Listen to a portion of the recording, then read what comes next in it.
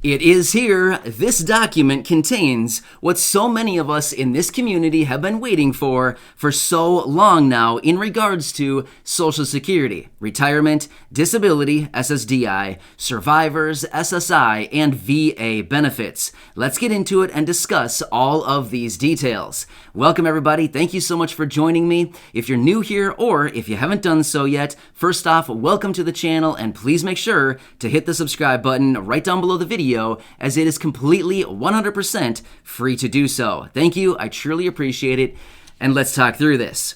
So if you've been watching the channel for any length of time now, you know about 2 months ago, I drafted the first of these 2 letters that I sent out to Congress and the President, calling on them to issue an immediate $2,000 stimulus check focused on low-income individuals, followed up by a more permanent raise for Social Security.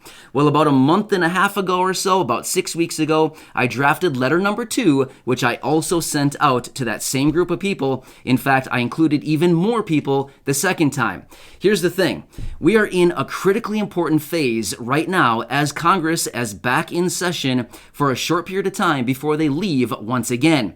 As I've said so many other times, we need to continue to put the pressure on and continue to remind these people during this very critical phase because they need to get things done right now, because if they don't, it's possible that it may never even happen. So we need to be very strategic about what we do going forward. Well, that brings us to this document, and that is letter number 3. Yes, we are back at it once again. In fact, just a couple days ago, I was in one of my videos and I said, hey, I'm going to draft even another letter.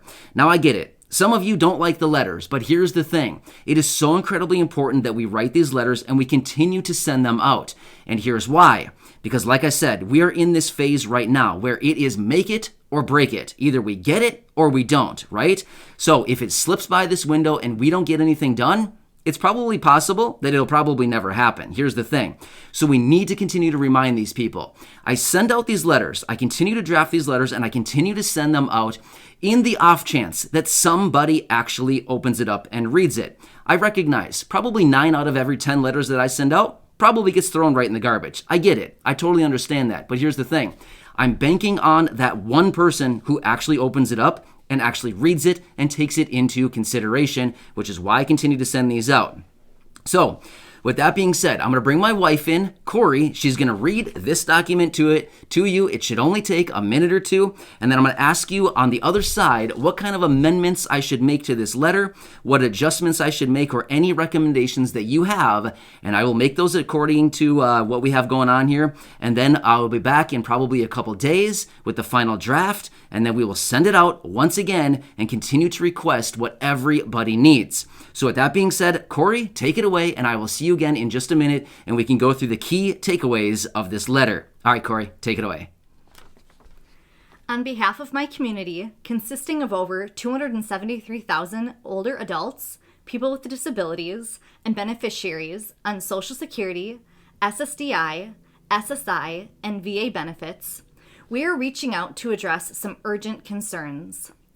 The fixed monthly benefits for millions of federal beneficiaries are simply too low. The Social Security, SSDI, and SSI programs haven't been reformed in decades, resulting in an inequitable standard of living for millions of Americans. I am reaching out to offer the following suggestions to these programs in accordance with the needs of my community and millions of other struggling Americans. 1. Raise Social Security retirement, disability, and survivors to a minimum guaranteed benefit of 125% of the federal poverty line as President Biden suggested in his plan. 2. Raise SSI benefits to 100% of the federal poverty line and remove the marriage penalty as suggested in the SSI Restoration Act. 3. If the 2 above suggestions cannot be fulfilled, offer a $200 per month raise for all beneficiaries until a permanent solution can be implemented. 4. Include an annual 3% guaranteed minimum COLA raise for all beneficiaries. I have reached out in 2 separate letters calling in a $2,000 stimulus check for low-income individuals who earn under $40,000 of annual income. Millions of Americans are still struggling during this time and need immediate relief in the form of a $2,000 stimulus check, followed up by a permanent solution by raising benefits as suggested above. Please do what is right and issue additional support for low-income and fixed-income beneficiaries before it is too late. Thank you, Matt, the advocate from the Blind to Billionaire YouTube channel.